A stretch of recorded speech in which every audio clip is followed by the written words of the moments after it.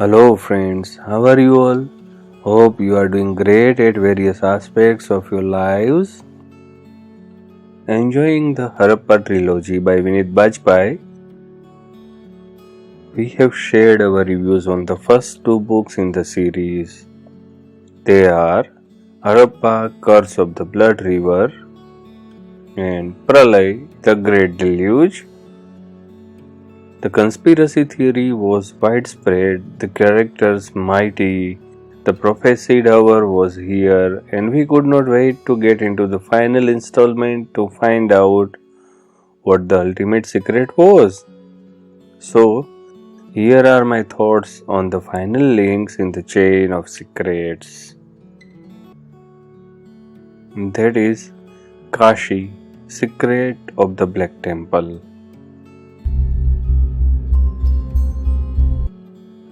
Being the port key to the virtual world explored within, the book cover is responsible for making its first impression. It does what a trailer can do for the movie. It should reflect the elements of the story and appeal the potential reader or buyer to go for it. Let's take a look at the cover page of the book. As you can see, the cover page of Kashi, Secret of the Black Temple, is designed interestingly. The city of Kashi, also known as Varanasi or Benares, holds a very special place in history. It is considered as one of the most ancient cities which is still functional. Of course, the illustration of the city is shown in its full grandeur on the cover page.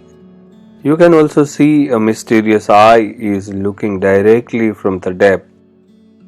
Thunder is represented via lightning. I like the cover page.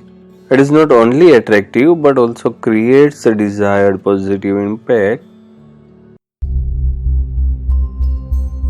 Let us take a bird's eye view to the book plot. In the modern day Kashi, the Dev Rakshasa Mutt survived the battle with Trijat Kapalik, albeit with some losses, but their problems are far from over. The messenger of evil, the most feared mafia boss of Europe, Mascara Bianca, the White Mask, has come to Kashi himself to end Vidyut's life and quest. While Dwarka Shastri tells Vidyut the missing pieces of the New World Order story, including how Vidyut's father Kartikeya Shastri was murdered, the enemy is getting close to them. The prophesied hour arrives and Vidyut learns the secret of the sacred scroll. He becomes the secret of the Black Temple. In the world of now destroyed Harappa, Manu and his associates try to build the ark in this world that is already half underwater. As if nature is not challenging them enough, the cannibalistic jungle tribes are now set upon killing them all and steal the ark for themselves. Manu's humanness is threatened again and again, and yet he clings to Dharma. He proves himself worthy of the help of Matsya to survive Pralay. But the inevitable is here. Kali Yuga has started and all will be lost in the violence of mankind. Let me quote a phrase from the book. It was a doorway, the only bridge of continuity, from the decaying ancient world to the new dawn of resurrection. It embodied a fierce contest between Armageddon at the behest of nature and the survival instinct of man. But despite the heroic endeavor, a lot was going to be lost. Eons of precious and irreplaceable wisdom acquired by the human race was not going to pass through this portal. On the other side of Pralay is the world where men will wage war against one another, against Mother Nature. He will destroy the forests, dry up the rivers, poison the sky and spill blood by using weapons of mass extermination. In Kali Yuga, Men will wipe out thousands of innocents, women, children, to feed the insatiable lust for a transient throne. Back in the Dev Rakshasa Mutt, the final assault is here, including ninja warriors and modern weapons including blackmail. Vidyut can either save his loved ones or protect the secret of the Black Temple. His destiny is here, but what price will he need to pay?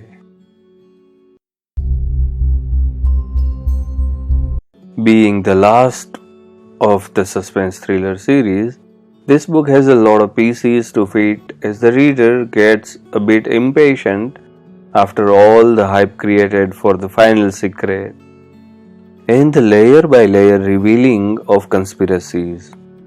The author once again includes many threads from the past to show how the series of black temples evolved, with the final secret being stored in Kashi. The secret is unveiled and each reader will have to decide whether it is what they anticipated. My opinion is that the final secret leads to more adventures and yet another quest. So, something to look forward to. You know almost all the characters from the previous books, with a few new ones that inspire reverence.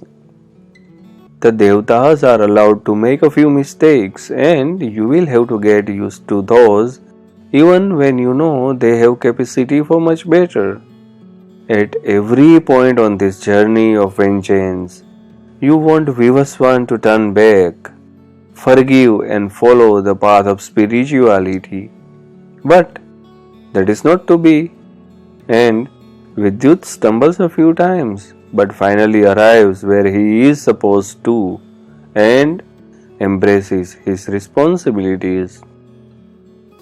This book binds together the ancient civilizations to the modern through the recurring threads in human history and the tendency of humans to go around in circles in every era. The book quotes, Harappa had well-developed trade relations with the Mesopotamian people, who in turn had commerce links with Egypt. Thereafter, religion emerged as the next social medium for unification. Buddhism and Christianity started to spread rapidly across large parts of Asia and Europe. But despite the flourish and reach of religion, it was still not the number one consolidating influence.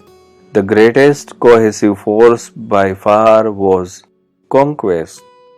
This is the book where we see the effects of the prehistoric curse by the Saptarishis play out in the history of humankind. When Constantine created the New World Order, he had good intentions, but the problem is always the weakness of humans who carry the burden of execution of such monumental plans. When the members of such organizations succumb to greed, vanity, and violence, they play with human lives. In this book, the order is intending to cull the human race by killing billions of people. The idea has occurred in many discussions and also in Dan Brown's Inferno. The conspiracy theorists already place the Spanish flu, the plague, and even the current viral pandemic at doors of a few who believe in the culling of the population. Here, the villains justify themselves by citing how within a century the planet will not be able to support the billions of humans infesting it, and we will be at each other's throats. But who is to live and who is to die? The rich and powerful of the world will live and the poor will die? This is such an ethical conundrum that no human should be in charge of such a decision. Hence, there is always a need for staunch supporters of Dharma, whose actions are directed by the cause bigger than themselves and their personal feelings. This book highlights the author's views on Dharma once again when talking about the central theme of good versus evil in every age, and why the Dharma is worth protecting in spite of the sacrifices it demands. Quoting from the book here, Hinduism or Sanatan Dharma propounds nothing but universal peace. It champions Sarva Dharma Sambhav or affectionate coexistence of all religions and faiths. It teaches the path of detachment and the search for Brahma or the ultimate truth. It encourages the whole world to be one large unified family when it pronounces Vasudhaiva Kutumbakam. And yet Ma Durga beheads Mahishasur, Lord Krishna kills the demon Narakasur, Ma Kali exterminates thousands of demons that emerge from the blood of Raktabij, Lord Ram kills Ravan, and Shiva destroys the Tripur demon. Indra vanquishes Vritrasur, and the Narsimha avatar of Vishnu tears open the belly of the Rakshasa tyrant Hiranyakashipu. This is all to send one critical message. Evil needs to be fought. Tyranny needs to be defeated. And if violence with an oppressor is needed to prevent mass violence against millions of innocents, then that is the path to be taken by the virtuous. The author makes a case for why humans should survive as a race. He reiterates what is good in humankind. Diversity is what makes humankind the supreme species of this planet. It is diversity that is progenitor of culture, of ambition, of art and literature, of scientific progress, of economic aspirations, and so much more. Without this rich assortment of different peoples, we would be nothing more than a vast herd of sheep. What makes a stone so powerful? Or a shrine? Or a book? Or an idol? It is you humans. You venerate these lifeless objects and transfer your cosmic, collective spiritual energy by the millions of hundreds of years. And naturally, the stone becomes divine. Here are some passages that highlight central conflict of this world in a very few words. Good and evil, God and Satan, light and darkness. They are all creations of the same power that wants billions of human beings to suffer all their lives, bow each day of their miserable existence to their so-called God, and finally die hoping to meet their maker.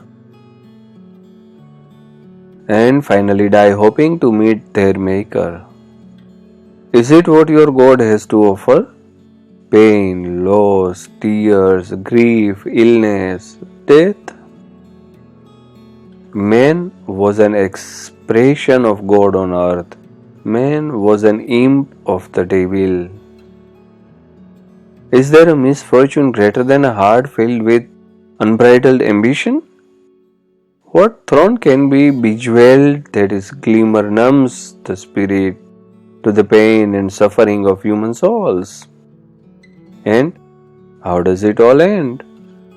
As you can see, the book asks poignant questions and will leave the readers with a lot to think about and find answers in their own lives. The world seems to change around us all the time, and not for better always. All of us must feel at times, what is the point of all this?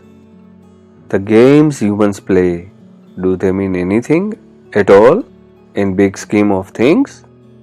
Such questions lead you to find out answers in spirituality, and maybe you may find that some of the thoughts expressed in this series of books matches with your own.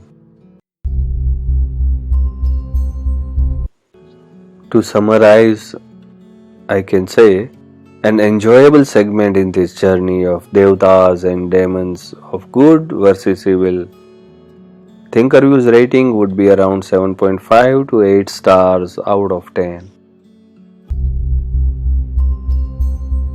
So, have you already read the book? Are you planning to read it? What do you think about this book review? Do you find it helpful in deciding whether to go for the book or not? Please do share your genuine remarks via comments below.